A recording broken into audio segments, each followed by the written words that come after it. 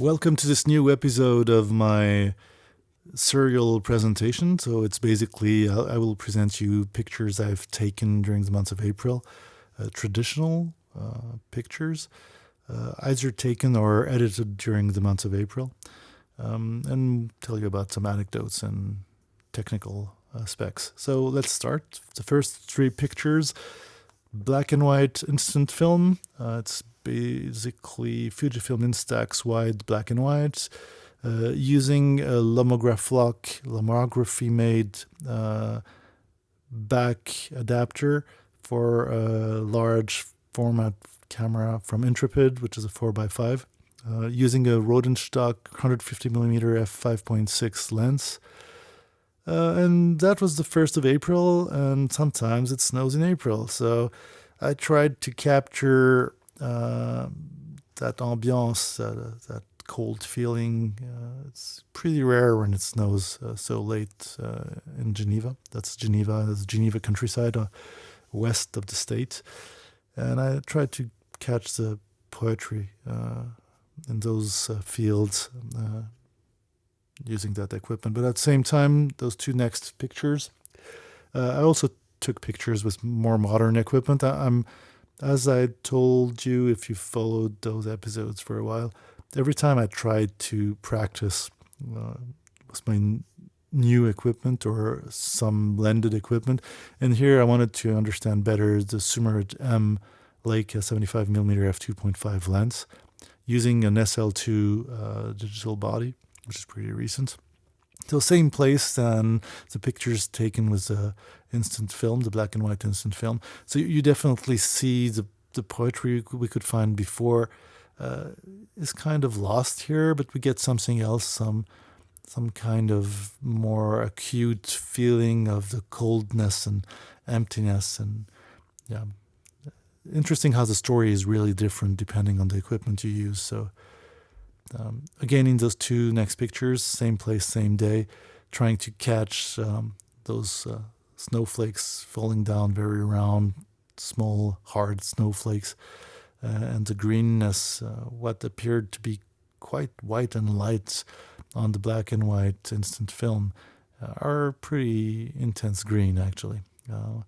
The last picture on the first three black and white pictures, which had this road, drowned road, that's the same place. And then basically west of Geneva in the plains, you have all those places where they tend to get rocks and for road building. Anyways, trying to catch the coldness, the exceptional snow. That's a few days after, and that's in the Bern state of Switzerland. That's central Switzerland, in Spiez. And that's the lake, the Thun Lake. Same equipment as before for the color pictures. Leica Summarit-M 75mm f2.5 lens using the SL2 body. Trying to test those really cold ambiance. I like road tripping with equipment and to try to force myself to catch the moment and find something new. And yeah, very cold, natural lights all over with the snow. This lake is known to be very cold colored because it's pretty deep, and you have all the sediments coming from the mountains around. And I like this sort of warm touch from you have this wall from the Spiez Castle, which is quite warm. You have this rock that's warmer, let's say. I found it interesting to work in those conditions. Here's the next two pictures. On the left, that's film. That's expired APS format film. Probably Fuji, I'm not sure. But it's a film from the early 2000s. Expired since the early 2000s. And that's using the most modern APS format Canon camera, which was the Canon EOS IX, and using a Tamron 500mm Tele lens, f8.0. You can't change the diaphragm on mirror lenses, but you get the phenomenal enlargement with a really great definition, which you don't see here because I actually am out of focus, but I liked the ambiance, the light ambiance. And those APS films make this 500mm full frame lens actually a 750mm style lens. An interesting thing, again, I think I've talked about that before, but this APS film format actually became the digital APS sensor size. And that camera in particular was used by Canon to develop the first digital APS cameras. The ergonomy, lots of things they did for this camera was translated to digital cameras in the future.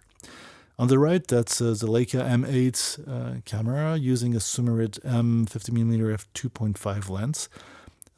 That's going back to my Californian trip before, but I was editing this photo a little bit later.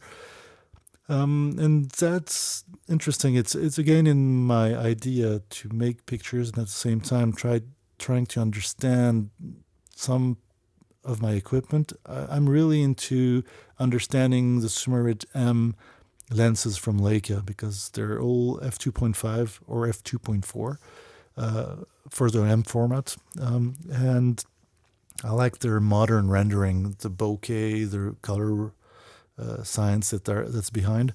Here, used with the M8, it's basically a 75mm lens. And the color science of the M8 is really special. It's a CCD sensor, a pretty old CCD sensor. So I found it interesting to work like that for a while with it. Here again, Leica M8, Summarit-M 50mm f2.5, Genevan countryside. The same countryside that we saw at the start of this presentation was the snow, except the snow has melted. That's mid-April. Yeah. Another idea of also of composition, practicing composition, trying to create tensions. I'm the first to say don't use photographic rules. I think they're not very interesting per se, except maybe to go beyond. Or, as here, maybe to try to understand how your picture works. I find it really interesting. For example, the rule of thirds. You could kind of figure it out here on the left, but what works with those rules and how do they create a sense of balance, and how you can disrupt the balance of those rules when you take the picture. So I kind of like to analyze my pictures afterwards, but yeah, I wouldn't recommend using rules when you take the picture. Just analyze your work afterwards and see why they work or not. Again here on the left, Leica M8, Summarit-M 50mm f2.5, Roadworks. I like the colors. It's actually a sign. It's a one-way sign, but there's some road work going on, so it's actually not valid now. So they protected it and kind of hid the sign. Yeah, it looks like a huge blue lollipop. I like this with the sun on it. So, and that's really the characteristics of that lens and that camera together. That's, to me, that's what it gives. On the right, completely different kind of camera. It's a Pentax Q, one of those really tiny interchangeable lens cameras, using the 06 Tele lens, which has basically a 70 or 90 to 280 millimeter equivalent in the 35 millimeter world. Very interesting family of cameras by Pentax.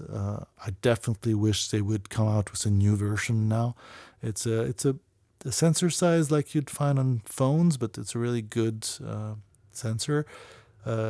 Gets you really interesting raw files where you have in low lights, you definitely get that interesting grain too, but it's usable. It's got a very specific character to it. And because it has a sensor stabilizer, you can actually, that's a 2.8 aperture lens, a linear aperture lens, and you still get something really interesting even in low speeds. Here, next photo on the left, it's also with the Pentax Q and the 06 Tele lens.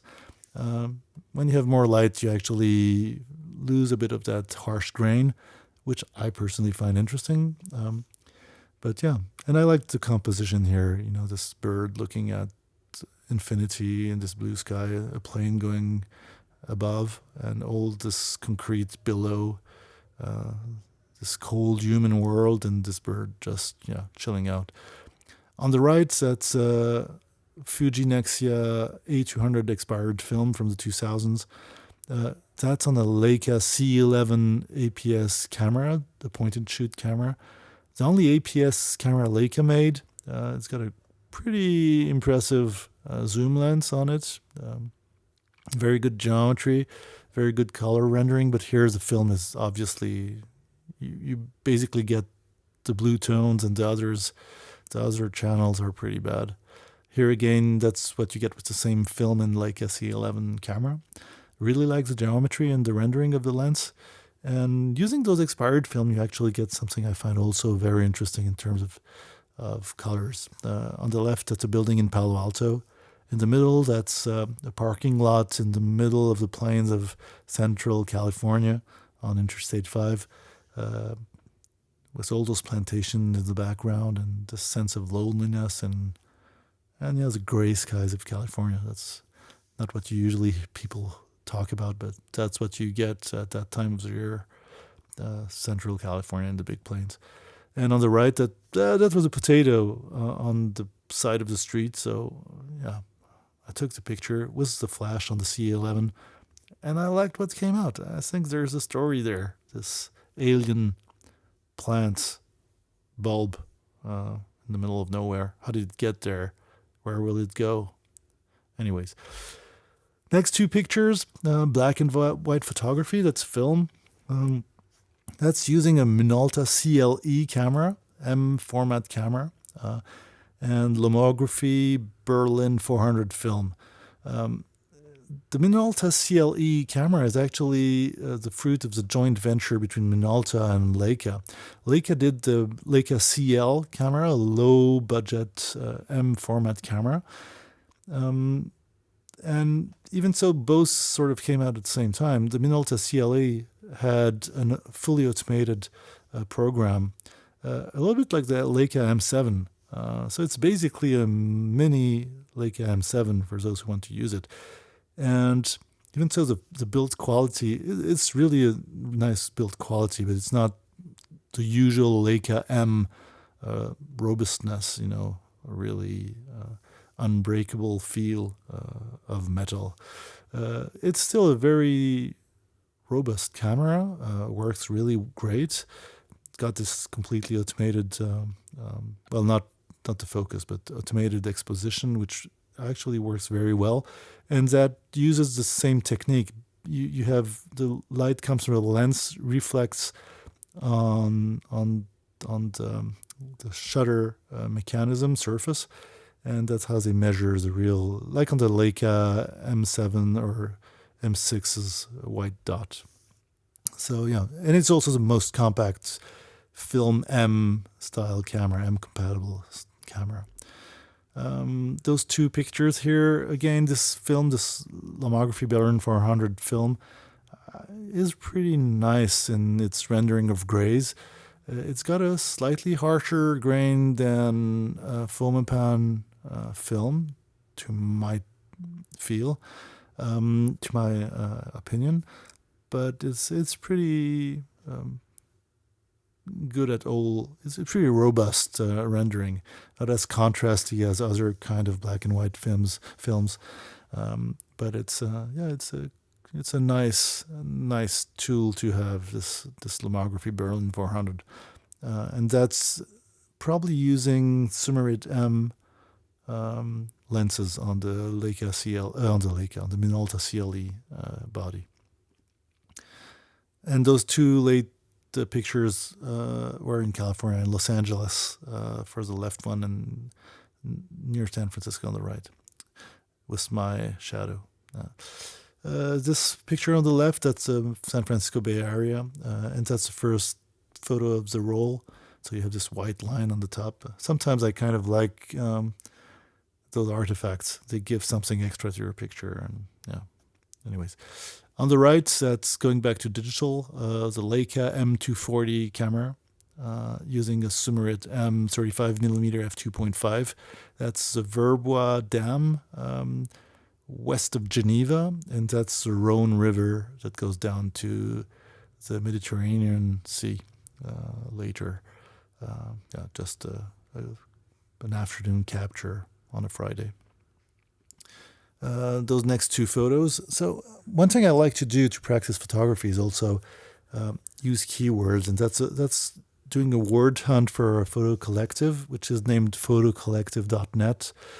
That has been doing that since early 2000s, and every month 3 words come out, and you can just go hunt and try to do something with it. So the picture on the left, that's the Leica SL2 body using a Summarit-M 75mm f2.5 lens. And the word was flowers. That's what I found. It's interesting to confront yourself to a limited number of words and try to do something with it in a limited amount of time. During the same word hunt, walking around streets and trying to find something that corresponded to those 3 words, I also caught this pink wall. Really gave me a good idea of how this lens also responds to that kind of light. Really like the rendering of those Summarit-M lenses, slowly getting used to them. Here again, so that's using the SL2 body, same equipment. The word hunt on the left, took that picture for the keyword pick. Discussable, but that's all I found that day. It's interesting to confront yourself sometimes to having to create something from something that's not very stimulating and practice with your brain. On the right, that word that was also a keyword, the word was voice, and this kid was expressing his voice. Same equipment, good idea of the rendering of this class of lenses from Leica. I'm starting to be a fan. Not that I wasn't, but I'm getting used to using them. I found them kind of difficult to use, not as sensual as the Summicron range of lenses in the Leica catalog, but really like it. Here, a lens I'm trying out, which is it's using a Leica SL2 body. It's the APO Tely R180mm f3.4 lens.